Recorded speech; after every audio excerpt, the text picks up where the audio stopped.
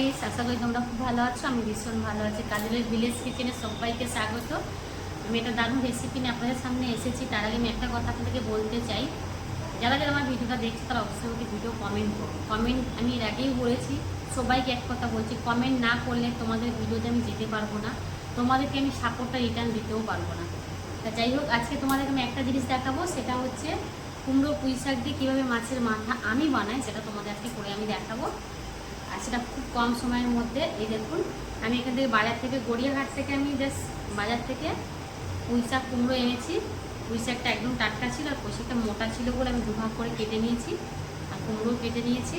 এখানে just 1 piece আলু দেবো, আর 2 পিস মাছের মাথা দেবো, আর আদা জিরে বাটা দেবো। আর এখানে আর কিছুই দেবো না, একটু নুন মিষ্টি দেবো। দিয়ে আমি কীভাবে কুমড়ো পুঁই শাক রান্না করবো সেটা তোমাদের কাছে দেখাচ্ছি, যাতে তোমরা সম্পূর্ণ ভিডিওটা দেখতে থাকো। কড়াটা গরম হয়ে গেছে, আমি এখানে পরিমাণ মতন তেল দিয়ে দিচ্ছি। দিয়ে তেলটা জাস্ট খুব বেশি গরম হওয়ার পরে মাছের মাথাগুলো নুন হলদি মাখিয়ে রাখা আমি দিয়ে দেব। একদম কম তেলেই করব, একদম ঘরোয়া রান্না, মানে কোনো রিচ নয়, খেতেও খুব সুস্বাদু হবে। তা তোমরা অবশ্যই বাড়িতে একবার ট্রাই করে দেখো।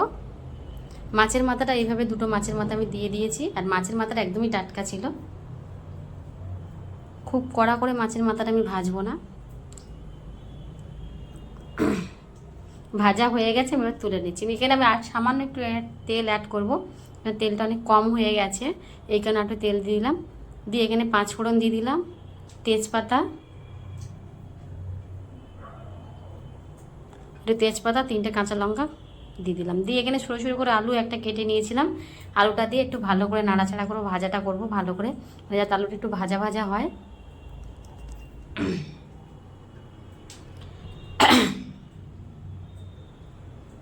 একটু ভাজা হয়ে গেছে, মাছের মাথাটাকে ভেঙে গুঁড়ো করে নিয়েছিলাম, দিয়ে দিলাম।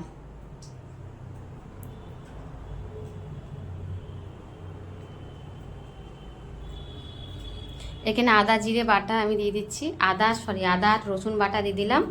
দিয়ে এবার নাড়াচাড়া করছি। দেখুন বেশ ভালো করে ভাজা ভাজা হয়ে যাওয়ার পরে এখানে কুমড়ো পুঁইশাকটা দিয়ে দিচ্ছি। কুমড়োটা বেশি ধরবে না, আগে প্রথমে আমি খানিকটা দিলাম। দিয়ে এবারে কেটে লবণ দিয়ে একটু নাড়াচাড়া করার পরে যখন কুমড়োটা কমে যাবে তখন আমি দিয়ে দেবো। যাই হোক, একটু লবণ দিচ্ছি পরিমাণ মতো, আপনার স্বাদ অনুযায়ী যতটা লবণ লাগে আমি দিয়ে দিচ্ছি। যে লবণটা এই কারণে দিচ্ছি যাতে মানে পুঁই শাকটা মানে মজে যায়, তারপরে বাদ বাকিটা আমি অ্যাড করতে পারবো। আমি পরিমাণ বুঝতে পারিনি, কড়াইতে ধরবে না এটা আমি বুঝতে পারিনি। এই কড়াইটা করেছি এই কারণে, তেলটা কম লাগার জন্য।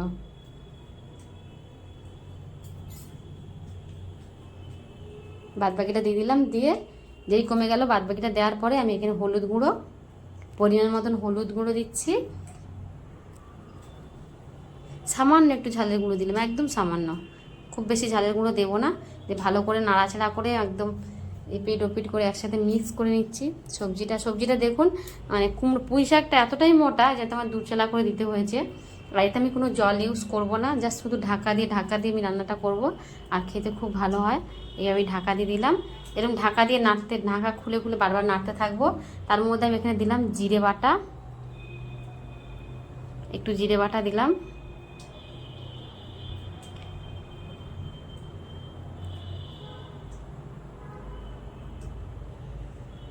সামান্য একটু চিনি অ্যাড করব, সামান্য একটু চিনি দিলাম, কেন কুমড়ো পুঁই শাক একটু চিনি না দিলে ভালো লাগে না। একটু চিনি দিলাম, দিয়ে একটু নাড়াচাড়া করে নিয়ে আবার একটু নাড়াচাড়া করে আবার ঢাকা দেব। এখনও পুঁই শাকটা আমার সিদ্ধ হয়নি। এইভাবে জল না দিয়ে পুঁই শাক রান্না করে একবার দেখুন, খুব ভালো লাগে খেতে। এটা বেশি বাকি নেই, প্রায় হয়ে এসছে। দেখুন একটু ধরে ধরে গেছে, কারণ আমার কুমড়ো পুঁই শাক একটুখানি মানে একটু তোলা না লেগে গেলে আমার ভালো লাগে না খেতে। একেবারে মানে ঝোল ঝোল রসা রসা আমার ভালো লাগে, একটু শুকনো শুকনো খুব ভালো লাগে খেতে। অবশ্যই তোমরা ট্রাই করো। আমি ফের ভিডিও শেষে একটি কথা বলছি, তোমরা আমাকে কমেন্ট করো, যারা যারা আমার ভিডিও দেখছো কমেন্ট করো, যাতে তোমাদেরকে আমি হেল্প করতে পারি। দেখো কেন আমার হয়ে গেছে, এবার আমি মানে একদম লাভিয়ে নিচ্ছি। তাহলে আমার এই রেসিপিটা যদি আপনাদের ভালো লেগে থাকে, তাহলে আপনারা একটাই কাজ করবেন, লাইক কমেন্ট শেয়ার করুন, আর চ্যানেলটাকে সাবস্ক্রাইবার করুন। পাশে থাকা বেল ঘন্টা টিপে আমার পাশে আপনারা সবাই থাকুন, যাতে নেক্সট ভিডিওগুলো তোমাদের সামনে আমার চলে যায়। এখনকার মতন টাটা, সবাই ভালো থাকবেন, সুস্থ থাকবেন, আর নিজের খেয়াল রাখবেন। দেখুন কিরকম চচ্চড়িটা হচ্ছে। Tata guys, bye bye.